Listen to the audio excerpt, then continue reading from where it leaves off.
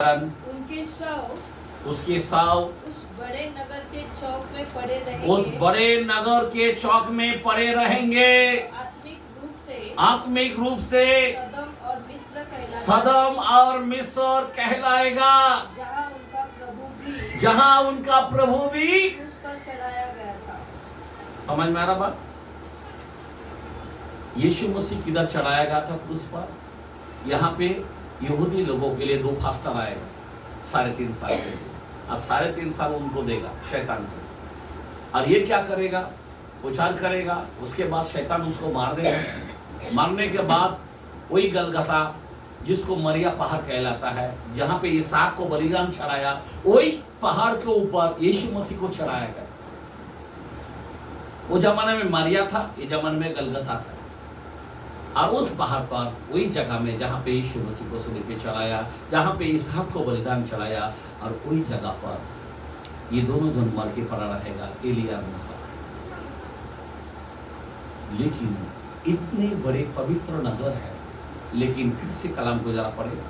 उनके शव उस बड़े नगर के चौक में पड़े रहेंगे, जो आत्मिक रूप से सदम और मिस्र कहलाता है। क्या कहलाता है? अभी देखो, उस पवित्र नगर को ऐसा बात कोई कहता है क्या? वहां पे बोलता हूँ वो मिस्र कहलाएगा और सदम कहलाएगा। सदम किसको कहा जाता पता है? सदम का मतलब क्या है? जहां पे लूत रहता था। और वहां पे फरिश्ते जब गया तो उनके साथ व्यभिचार करने के लिए लोग टूट पड़ा। वो बोला मेरे बच्चे हैं, इनको ले। वो बोलता नहीं चाहिए, हमको उस पुरुष को चाहिए। तो सदम के अंदर पुरुष के साथ ऐसा गलत काम करता था। और मिस्र किसको कहलाता है? स्त्री के साथ। तो वो जो देश है, वो जो पवित्र जो नगर है, उन नगर को क्या करेगा? उजाड़ देगा। किस तरह? पुरुष के साथ पुरुष, स्त्री के साथ स्त्री, ऐसा उजाड़ने वाला है, ऐसा घिनने। इसीलिए बाइबल के अंदर दानियल ने इतने बार लिखा है, इतने बार यीशु मसीह ने कलाम बोलता, जो पढ़े वो समझे। और आज देखो सारी दुनिया के अंदर सब घृणित काम चल रहा है। और कलाम आप जानते हो, जो कुकर्म से जन्म लेता है 10 पीढ़ी प्रभु के पास नहीं आ सकता है। मालूम नहीं आ सकता, बहुत भयानक है। और सारा दुनिया पाप से भरा हुआ है। सब घर के अंदर सब लोग पाप करते बैठा है। मैं आपको बताना चाहता हूं, ऐसी एंड की स्थिति है। उजाड़ने वाले घिननित वस्तुएं। मैं एक आखिरी कलाम देखे, मैं आपको थोड़ा भेद की बातें मैं आपको बताना चाहता हूं। देखते हैं कलाम एजिकियल 8 चैप्टर 7 से हम 18 तक 18 तक पढ़ेंगे, पर धीरे धीरे पढ़े कलाम को। यहाँ पे क्या एजिकियल को दर्शन मिला उस पवित्र नगर के बारे में। आमीन, हालेलुया। जरा ध्यान देना, एक एक कलाम को गौर से पढ़ना। ये राज की बातें हैं। बहुत लोग ये वचन को कोई क्लियर कर नहीं बता पाते। मैं तुमको रियल बोलता हूं। आप कोई भी आप क्या बोलते हैं, यूट्यूब देखो या कुछ भी देखो, आपको इतना गहरा राज नहीं मिलेगा। मैं आपको रियल बोलना चाहता हूँ। Praise the Lord, hallelujah. जरा पढ़ के देखो, पढ़ो क्या लिखा है। 7 से पढ़ेंगे। तब वो मुझे आंगन के द्वार पर ले गया। किधर? आंगन बोलो तो क्या है? मंदिर के आंगन में द्वार पर लेके गया। द्वार कौन है? प्रभु यीशु मसीह। आमीन। हाँ, वहाँ पे लेके गया। और मैंने देखा। अभी यहाँ पे दृष्टांत देख रहा है, यहाँ पे दर्शन की बातें को देख रहा है। कौन? एजिकियल। आमीन। हाँ, क्या देख रहा है? पढ़ो।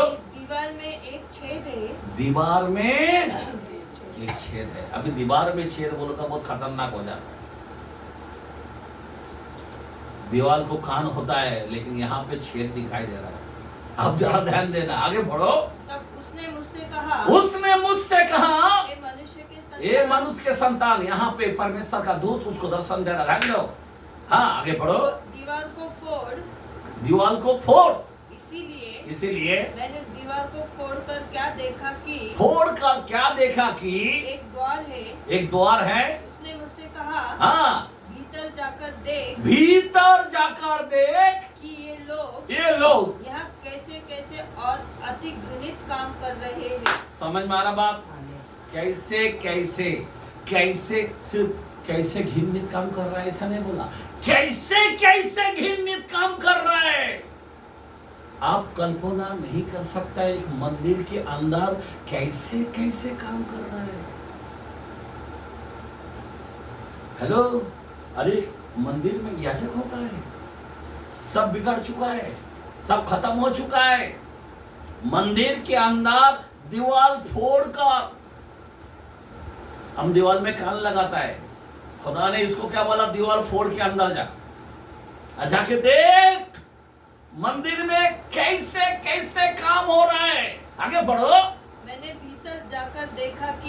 भीतर जाकर देखा कि चारों ओर दीवार पर जाति जाति के रेंगने वाले जंतुओं, किसका हेलो जाति के क्या है, रेंगने वाले जंतुओं और घृणित पशुओं और इज़राइल के घराने की सब मूर्तों के चित्र खींचे हुए हैं। क्या है? खींचे हुए हैं। हेलो, अभी रेंगने वाला जंतु को यहाँ पे नाम बताया, किसको कहा जाता है रेंगने वाला जंतु? फटाक से बोलना चाहिए आपको, आप बाइबल नहीं पढ़ते। सांप को दर्शाता है। सांप क्या करता है? छाती के बल पर रेंगने वाला जंतु।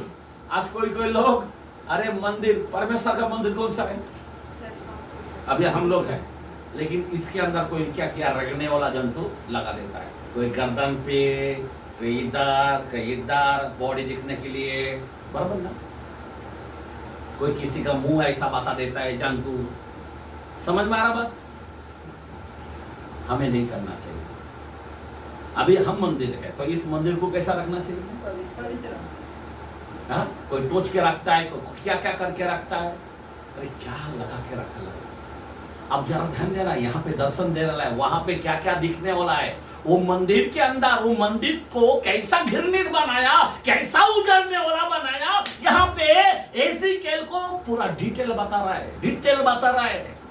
पूरा वहां पे उसका सारे अन्य जातियों को रेंगने वाला जंतु, और क्या बोला? घृणित रेंगने वाला जंतु। आगे बढ़ो। और घृणित पशु। आज कोई घर में है ना, पशु का फोटो रखता है, मालूम है? इसका उसका किसी का भी पशु का भी फोटो नहीं रखने का। मैं आपको बता रहा हूं, लोगों को स्टेटस देखो ना, क्या रखता है। मैं आपको बता रहा हूं। मैं ध्यान देना, ये मंदिर के अंदर कुछ भी नहीं चाहिए। अगर उस मंदिर में ऐसा गंदा बोलता है, उजाड़ने वाला बोलता, तो इस मंदिर के अंदर भी कोई भी किसी का पशु का फोटो, कोई भी किसी रेंगने वाला जंतु का कभी यहाँ पे नहीं आना चाहिए। ध्यान देना। आमीन, हालेलुया। बहुत ही महत्व है। आमीन, बहुत ही जरूरी है परमेश्वर का कलाम।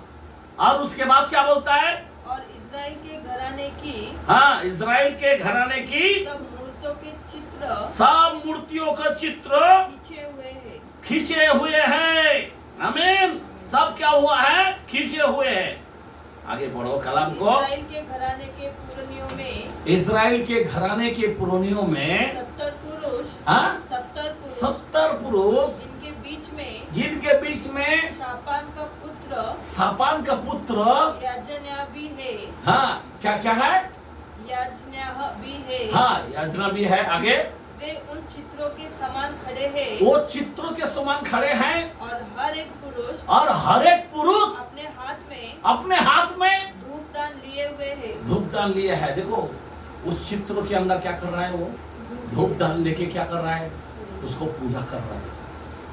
अब सोचो जरा, वो यरूशलेम मंदिर को इस तरह से काम करने वाला है, ऐसा कांड करने वाला है, ऐसा मंदिर को हाल बेकार करने वाला है। ये एज़ेकिएल ने दर्शन के अंदर देखा। इसीलिए यीशु मसीह बार बार बोल रहा, तुम जो दानियल की किताब है वो जो पढ़ेगा वो समझेगा, नहीं तो किसी को समझ नहीं आने वाला। समझ में आ रहा बात? आज दानियल की किताब कौन पढ़ेगा? ये सब भेद की बातें। आगे पढ़ो कलम को। और धूप के धुएं के बादल की सुगंध हाँ उठ रही है। तब उसने मुझसे कहा, हे मनुष्य के संतान, हे मनुष्य के संतान, क्या तूने देखा है? क्या तूने देखा है? एजिकल को बोला, क्या तू देखा है? ऐसा ऐसा हो रहा है तो देखना है। आगे पढ़ो। इस्राएल के घराने के पुरनियों, इस्राएल के घराने के पुरोनियों अपनी अपनी नक्काशी वाली कोठरियों के भीतर अर्थात अंधियारे में क्या कर रहे हैं? एक मिनट, कौन सा लोग है? पुरोनी। पुरोनियों किसको कहा जाता है? प्राचीनों को कहा जाता है। वो प्राचीन लोग भी क्या करेगा? ऐसा काम कर रहा है। उसको देखा अंधेरे में क्या क्या काम कर रहा है। आगे बढ़ो। वो कहते हैं कि यहोवा हमको नहीं देखता। क्या बोलता है? हेलो, बहुत से सेवक लोग भी आज ऐसा ही कर रहे हैं। सेवक लोग भी,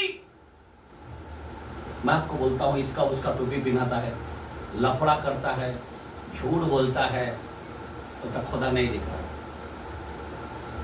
वो जमाने के अंदर वहां पे जो याजक लोग हैं, वहां पे जो पुराने लोग हैं, वो बोलता है कोई यहोवा नहीं दिख रहा। देखो कितना शैतान कैसा उजड़ रहा है। अच्छे अच्छे लोगों को हाल बेकार होते हुए दिखाई दे रहा है। अभी जरा ध्यान दो, आगे पढ़ो। यहोवा ने देश को त्याग दिया। यहोवा ने क्या किया? देश को क्या कर दिया? त्याग दिया। और फिर उसने मुझसे कहा तू इनसे और भी अति घृणित काम देखेगा। क्या बोला?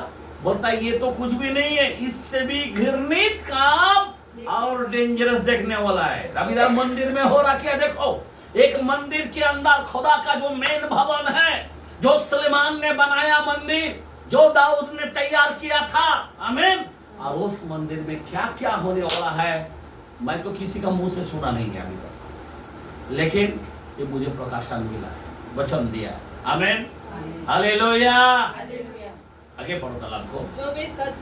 जो करते हैं तब वह मुझे यहोवा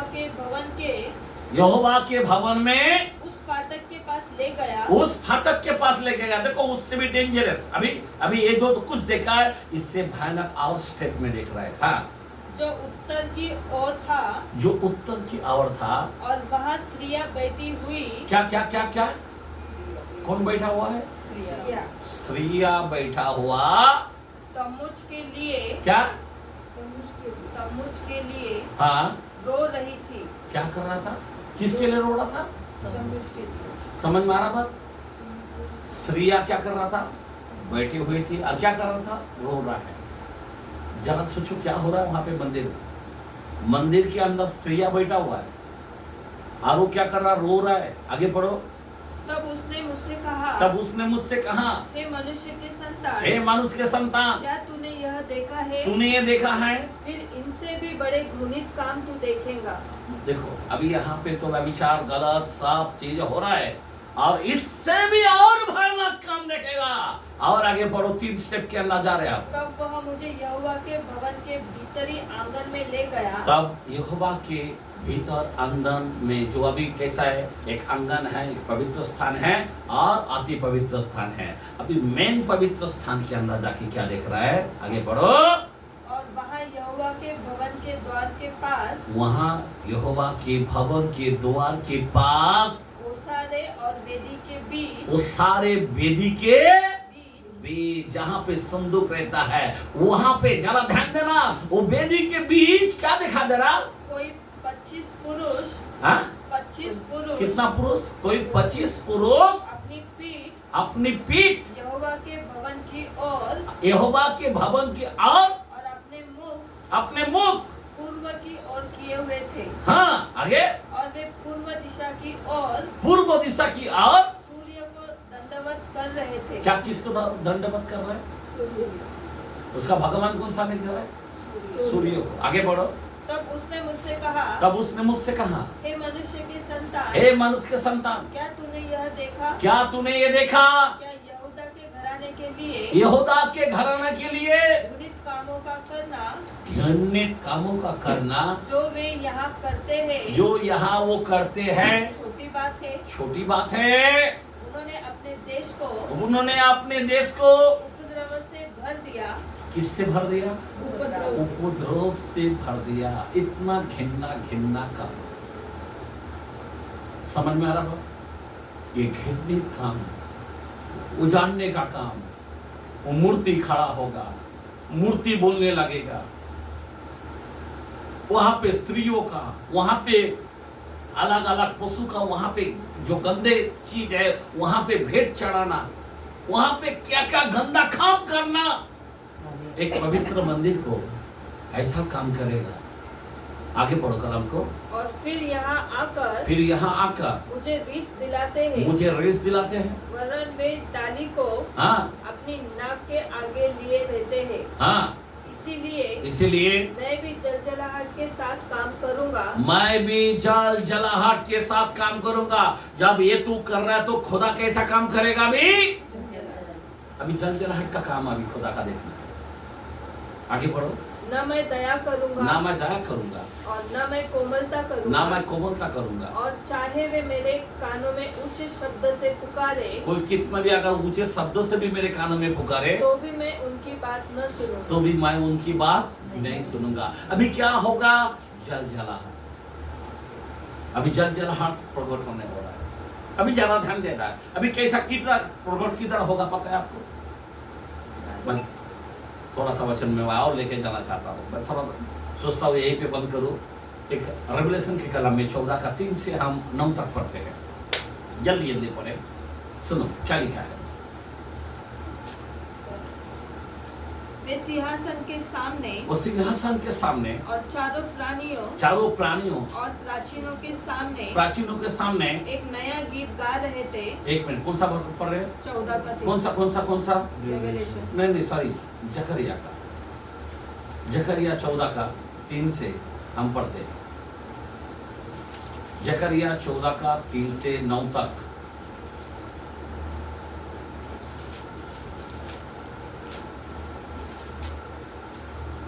तब यहोवा निकलकर उन जातियों से ऐसा लड़ेगा। वो जलजलाहट ऐसा होगा कि खुदा क्या करेगा? वो उनसे आके लड़ेगा। आगे जैसा वो संग्राम के दिन में लड़ता है।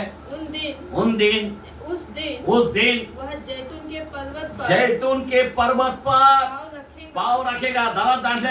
किधर?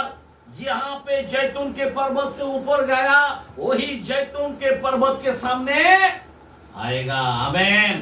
समझ में आ रहा बात? और जहाँ पे आएगा, जो पूर्व की ओर यरूशलेम के सामने किधर? और पूर्व की ओर आएगा। मेन जो गेट है ना, वो गेट खुलने वाला। याद रखना, वो एक गेट बंद है और वो गेट को, वो जो दरवाजा है वो खोलने वाला है। लेकिन वो गेट से पहले वहां पे पूरा कब्र है। क्या है? सारे इस्लाम लोगों ने पूरा क्या बनाया? कब्र बना के वहां पे मैयत सब करता है। लेकिन अशुद्ध जगह में खुदा नहीं चलता। बराबर? तो क्या करेगा? आगे पढ़ो कलाम को। तब जैतून का पर्वत पूर्व से लेकर पश्चिम तक बीचों बीच से फटकर बहुत बड़ा खड्डा हो जाएगा। तब आधा पर्वत उत्तर की ओर और आधा दक्षिण का ऐसा बड़ा भूकंप करेगा खुदा। जैसा जैतून के पर्वत पर आएगा ना, वो जो गंदे मलिनता जो कबर बिवर है ना, उसको हटाएगा। आधा इधर जाओ, आधा उधर जाओ, बीच में से रास्ता खोलेगा। आगे तब तुम मेरे बनाए हुए उस खड्डे से होकर भाग जाएगा, क्योंकि वो खड्डा आसेल तक पहुंचेगा। आगे बढ़ो। परंतु तुम ऐसे भागोगे, हाँ, जैसे उस भूकंप के डर से हाँ, भागे थे। आगे यहूदा के राजा उज्जिया के दिनों में हुआ था। तब मेरा परमेश्वर हाँ, यहोवा आएगा, जब मेरा परमेश्वर आएगा, पहला भूकंप विकम्प करके रास्ता सब क्लियर करेगा। समझ में आ रहा बात?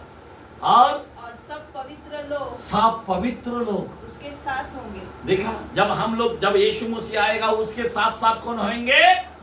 यीशु मसीह होंगे। हमेशा याद रखना, जहां पे यीशु है वहीं पे यीशु हम लोगों को कभी नहीं छोड़ेगा। आमीन।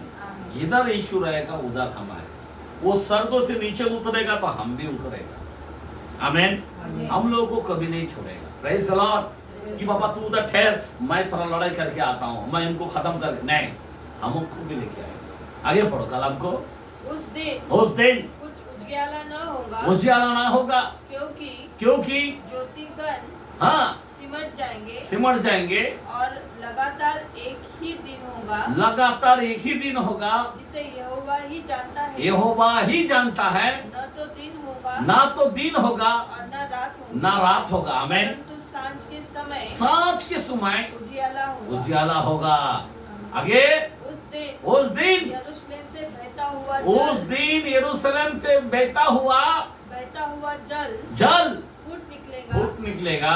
उसकी एक शाखा पूरब के ताल और दूसरी पश्चिम के समुद्र की ओर बहेगी। और धूप के दिनों में और जाड़े के दिनों में भी बराबर बहती रहेगी। आमीन। हालेलुया। आगे तब यहोवा सारे पृथ्वी का राजा होगा। यहोवा सारे पृथ्वी का एक ही राजा होगा। आमीन।